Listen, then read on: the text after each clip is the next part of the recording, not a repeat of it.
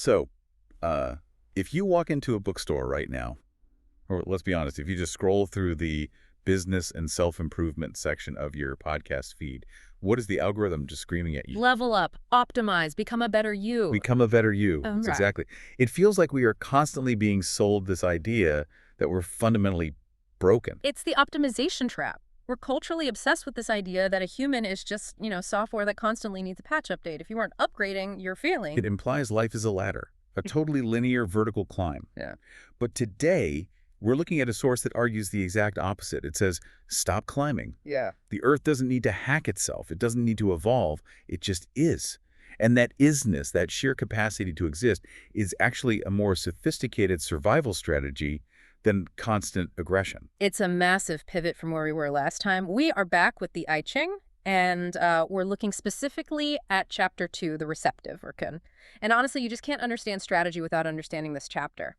Okay, so for anyone who missed the deep dive on Chapter 1, Qian, give us the 30-second contrast, because Qian was all about the dragon, right? Right. Qian is the creative. It's pure energy, time, linear progression. It's the CEO on stage, the warrior on the ramparts. It's just do, do, do. Right.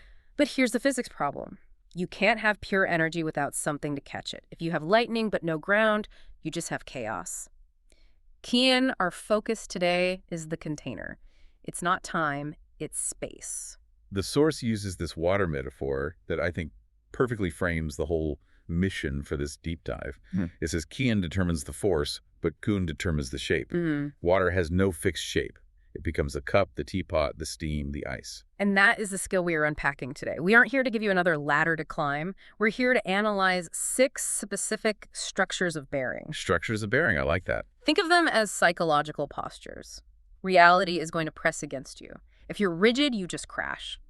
If you master these structures, you become the container that fits the situation perfectly. So we're essentially learning the architecture of resilience.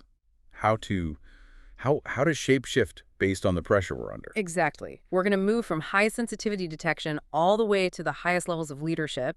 And finally, and this is so crucial, a warning about what happens when this energy just collapses into destruction. Okay, let's get into it. The foundations. Segment 1.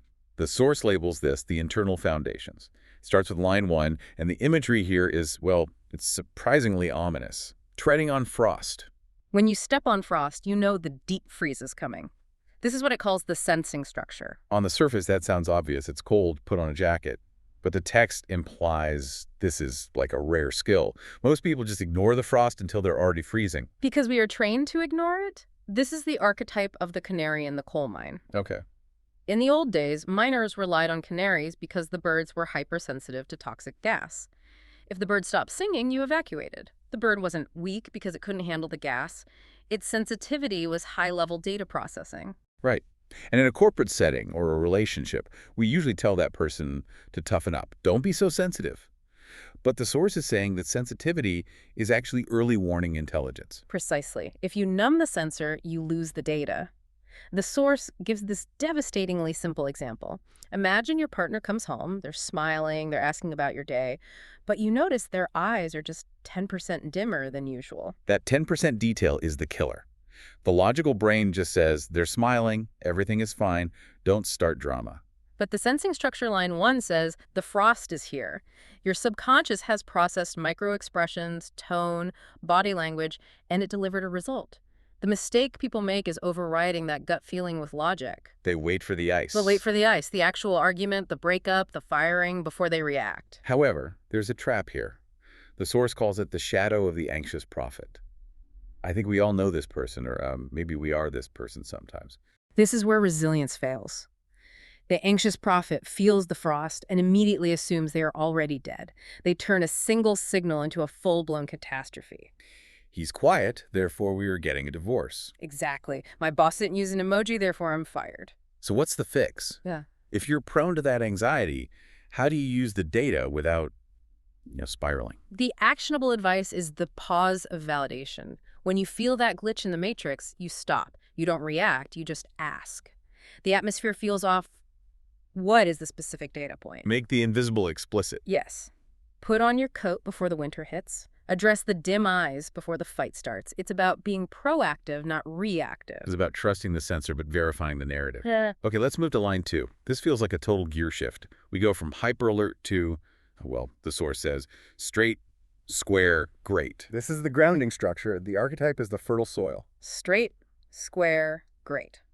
That sounds a bit like my old geometry class. Can you decode that for us? Well, it's about internal and external alignment. Straight is your internal truth. You know who you are. Square is your external conduct. You have boundaries. You're reliable. Okay. If you have those two, you become great.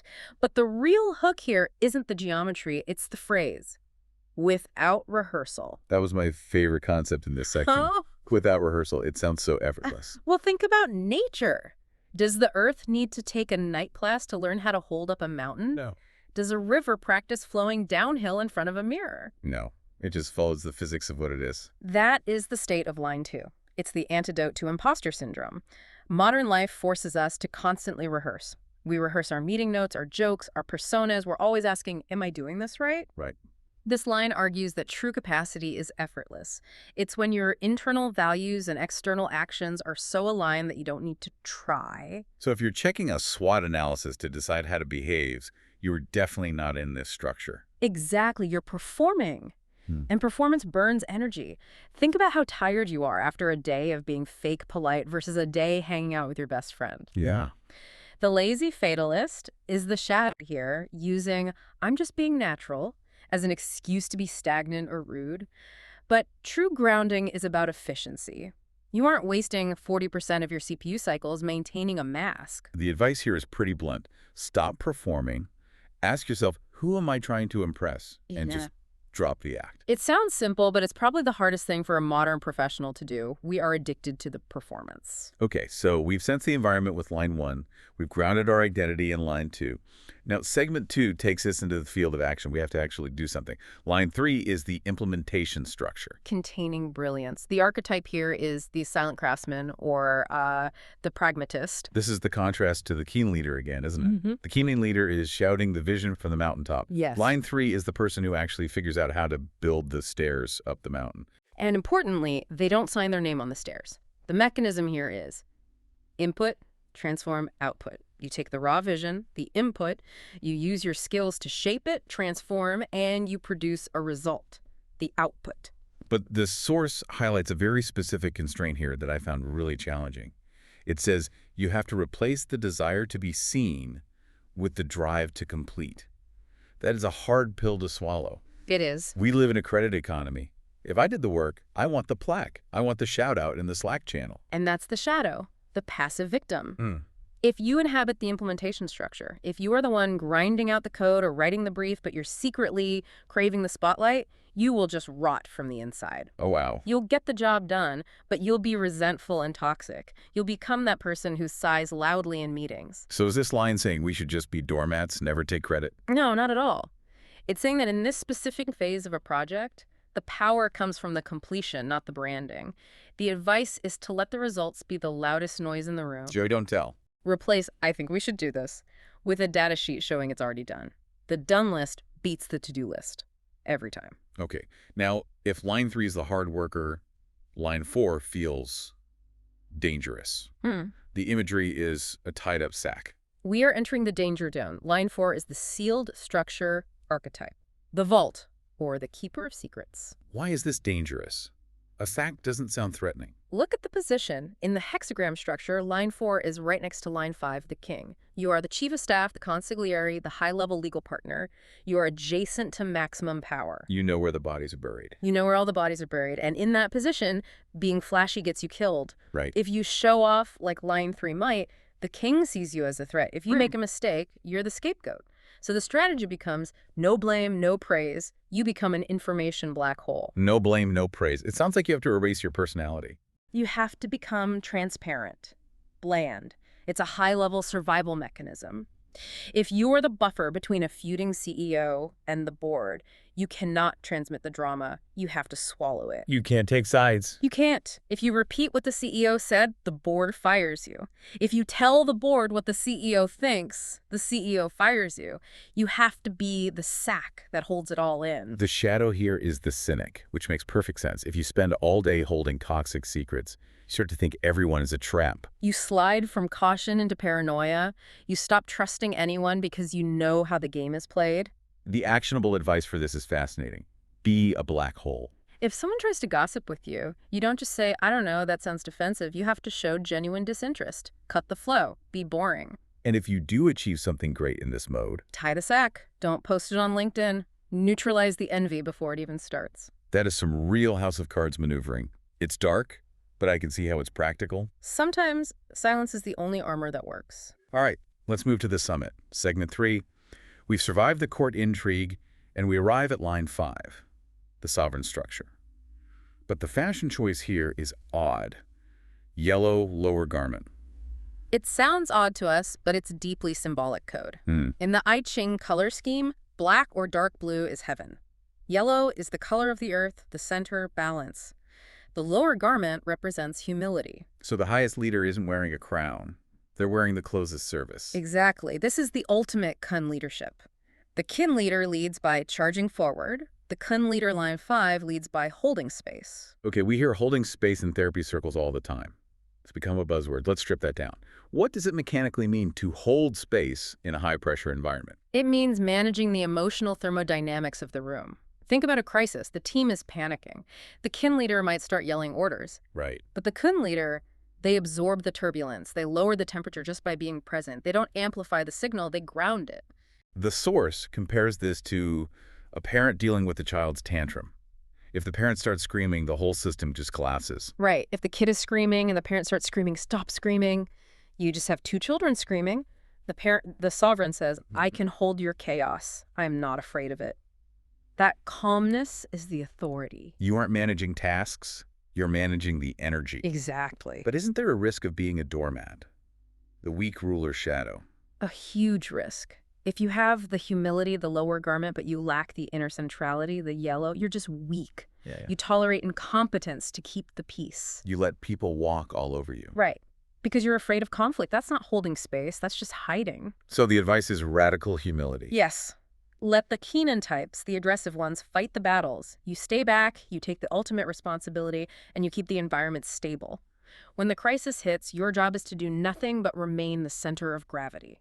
It is active stillness. Which brings us to the very end, line 6. And honestly, this is where the movie takes a tragic turn. The image is violent. Dragons fight in the wild. Their blood is dark yellow. This is the collapsed structure, the tectonic rupture. Godzilla versus Kong. It really is. This happens when the receptive force, the earth, the employee, the partner, gets tired of supporting and decides it wants to be the sky. It tries to force its way into the position of the dragon. There's a technical term the source introduces here, enantiodromia. It's a Jungian concept, and it's critical for understanding systems. It basically means when a thing reaches its extreme, it turns into its opposite. Okay. If you push silence too far, it becomes a scream. If you push peace too far, it becomes war. Here, the supporter becomes the destroyer. And the dark yellow blood. It's horrifying imagery within this system. Heaven is dark blue or black. Earth is yellow. When they fight in this unnatural way, the blood mixes. It means boundaries are dissolved. Order is gone. It's a zero-sum war where nobody wins. Nobody. The shadow is the nihilist destroyer. If I can't be recognized, I will burn this entire house down. We see this in nasty divorces or corporate lawsuits where people spend millions just to hurt the other side. Exactly. You aren't the broad earth anymore, and you can't be the dragon. You just become a monster. You are fighting a war that destroys the very ground you're standing on. So if a listener realizes they are in this state, they're locked in a battle where they are just trying to destroy the opposition, even if it hurts them, what is the move? Ceasefire, immediately. Just stop, even if you're right. Total retreat. The source is adamant. There is no version of this battle where you win. The only way to save your life force is to realize that the fighting itself is warping your soul. Walk away. Quit the job. Settle the lawsuit. Go back to the soil. Go back to the soil. Rebuild your capacity. That is heavy. But it feels like a necessary warning to close out the chapter. Capacity has limits, and when you breach them, you get blood. It's the only way to survive that line. So let's zoom out. We've built a whole narrative arc here. We started with a sharp perception of frost, moved to the vastness of the soil, the silence of the sack, the humility of the yellow garment, and finally, the danger of the dragon fight. It's a complete journey of resilience. We started by saying Qian is about flying, Kun is about landing. And we need both. We absolutely need both. Real resilience isn't just charging forward. It's possessing the capacity to hold whatever reality dumps on you. It's about being the container that doesn't break. The source leaves us with one final image. The seed breaking through the soil in hardship. It's the pain of growth. But it's also the only way life happens. The earth has to break for the seed to come out. It's messy, but it's real. So here's the question for you to chew on. Yeah. Which structure of bearing do you need right now? Are you treading on frost and need to validate that intuition before it's too late? Do you need to be the information black hole? Or do you need to stop fighting a dragon war before you bleed out? Identify where the pressure is coming from and shape your container to fit it. Don't use a hammer when you need a bucket. And if you're wondering, okay, I'm grounded, I'm ready, but why is starting this new project so incredibly difficult? Well, you're going to want to check out the next deep dive. We're tackling Chapter 3, Zun, the psychology of difficulty at the beginning. It's going to be a really good one. Thanks for diving deep with us. We'll catch you on the next one.